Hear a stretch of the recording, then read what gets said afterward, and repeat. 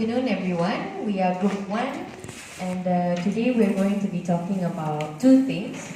First is going to talk about the resting membrane potential, and we're going to do a little act, and then after that, my good friend Zal is going to explain the scientific explanation behind our skit, and then the next one would be the action membrane potential, and it's going to be done the same way.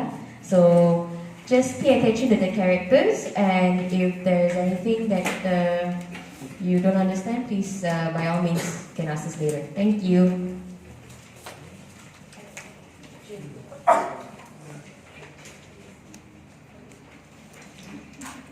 Resting membrane potential. Action 1. Once there were 3 proteins living in a membrane. They are... Hi, I'm sodium potassium pump. Hi, I'm potassium leak channel. Hello, I'm sodium leak channel. These three proteins love to hang out at the membrane. But leak channel sodium and leak channel potassium always cause trouble, while the sodium potassium pump is always trying to clean up their mess. Leak channel sodium and leak channel potassium are influencers. They have followers, which are sodium ions. Go sodium ion. We like NA channel. Leak channel. And potassium ions. Ooh, sodium sucks. It's useless. Okay. The sodium ion followers appear too much outside the membrane. They are more concentrated compared to inside the membrane. These sodium ions are immovable without a force. That is why they have a chemical motive force. Would you like to try again? Yes, go. Meanwhile, the potassium ion followers appear too much inside the membrane. The ions are more concentrated inside compared to outside of the membrane. Same thing like sodium ions, they need a force to get kicked out. No, my friend. Anions, which are kind of clingy to potassium ions, want to fall out also. But they cannot because they're too big. My friend. Hello, I'm an ion. So it is the job of the chemical motive force to push back sodium ions into the membrane to accompany the anions. My name is Brad. However, potassium leak channels are more abundant in number, much more than sodium leak channels, which causes more permeability to potassium ions, making it more favorable than sodium ions. A lot more. Cool. Meanwhile, sodium-potassium pump is like a parent, always trying to maintain control by trying to maintain the resting membrane potential at -7 millivolts. It actively pumps 3 sodium ions out and lets 2 potassium ions in. And it does this all the time.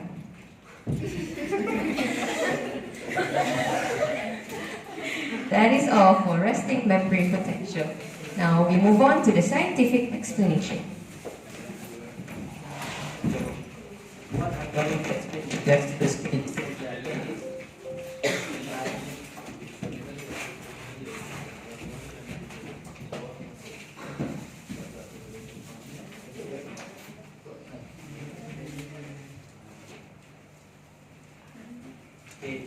During the, I just want to point out this.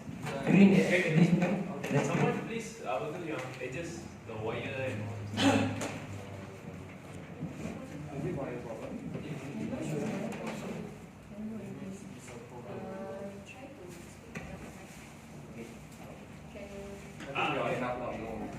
during the establishment establishment of the resting membrane potential, so we just need to, from our scheme, we just want to make sure that you all know the key point behind the scheme. So the first thing is we have the sodium potassium pump. So the sodium potassium pump is energy dependent pump. We use ATP to actively transport 3 sodium up to the cell for every 2 potassium that we brought in. So why it needs to do this is because it maintains the concentration of the sodium to always higher inside the cell, and the potassium concentration is always higher inside the cell. So there will be a concentration difference. So when there is a concentration difference, the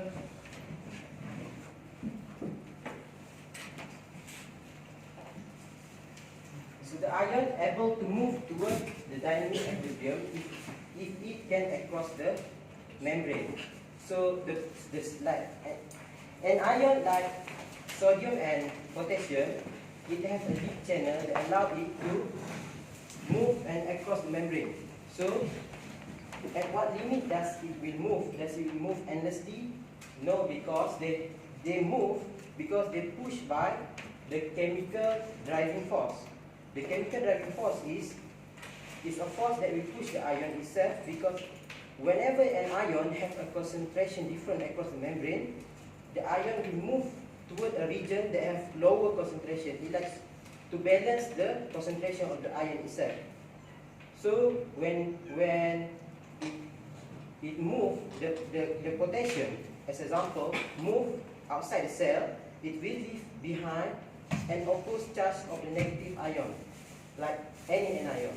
So because anion itself is impermeable to the membrane, so when this happens, it will create a charge imbalance. So when there is a charge imbalance, there will be an electrical driving force that will pull back the positive charge outside the cell into the cell. So when this happens, the ion itself, it will try to bring the voltage across the membrane close to its equilibrium potential. Like potassium, it will try to bring down the voltage of the membrane to negative 19 millivolts. But the sodium, it will try to bring the voltage across the membrane to 60 millivolts. So this ion will try to compete to which one will be the resting membrane potential. So because the potassium, it has number of the channel vastly more than the sodium, that's why when it reaches the resting membrane potential, it will more close toward the equilibrium potential of the potassium. That's it.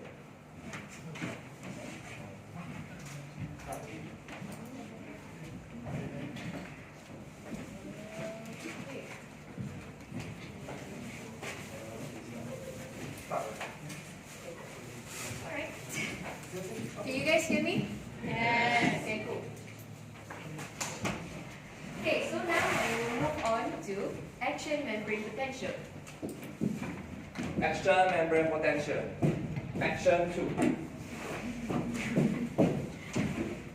In another side of the membrane, there are 2 types of proteins, which are: hi, I'm sodium voltage gated channel.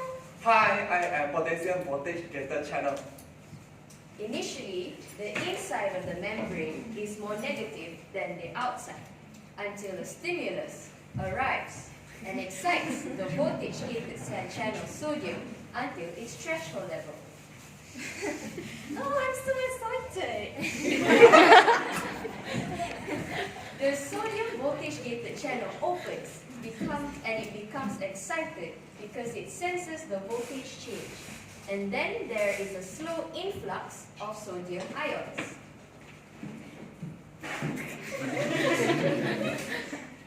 I want more, give me more. When it senses the voltage change to threshold level, which is negative 55 millivolts, it gets super excited. Woo, more. What it does at this point is that through its gate, more sodium ions rush in. Give me more, I want more. Go, positivity. Sodium ions can't bear to see this negativity, so they need to rush in and get things positive. The sodium channel's second gate, which is the inactivation gate, closes, so that the positivity can't get too carried away.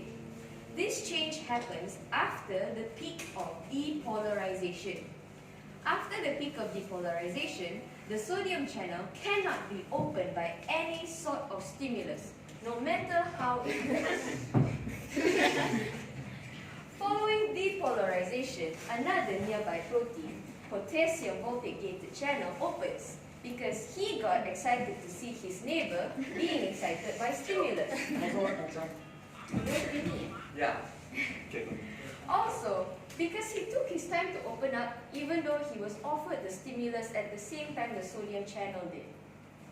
As the potassium channel opens, the potassium ions rush out of the membrane, forcing the internal side of the membrane to become negative again.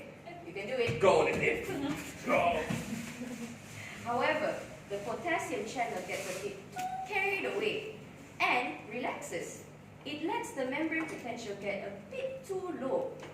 This undershoot is caused by hyperpolarization during refractory period.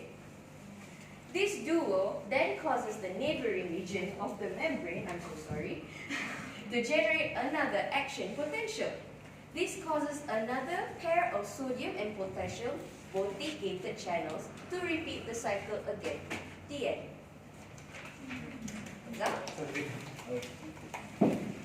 So the same thing applies to the generation of action potential.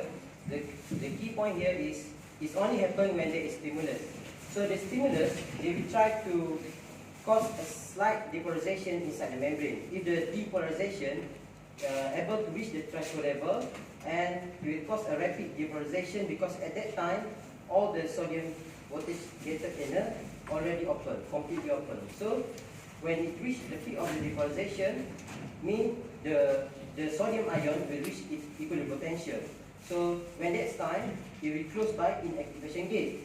So what's different is inactivation gate, when the sodium in the state that it closed by inactivation gate, it can no longer react with the stimulus. The stimulus, whether it comes from the receptor cell or the action potential or impulse from the neighboring cell. So at this time, when the sodium was closed by inactivation gate and the potassium channel now finally will open its gate. And when it's open, the potassium ion will move down the concentration gradient, which is have high concentration inside the cell, so we move from inside to the outside. And when this happens, the number of positive charge inside the cell will decrease. And what happens is, because the membrane becomes repolarized, so it becomes more negative. So it will continue until it will bring down to its equilibrium potential. And the equilibrium potential for the potassium is way more negative than the resting membrane potential. And that's why we call the potassium, because it slowly closes and the equilibrium potential is low, the resting membrane potential. So what we call that is the hyperpolarization. When it polarizes the membrane too much, hyper. And the sodium potassium pump will try to restore the membrane potential to its normal potential, which is negative 70, by bringing 2 potassium and bringing out 3 sodium ion. So that is all from us for today. So we will definitely share the slide with you guys.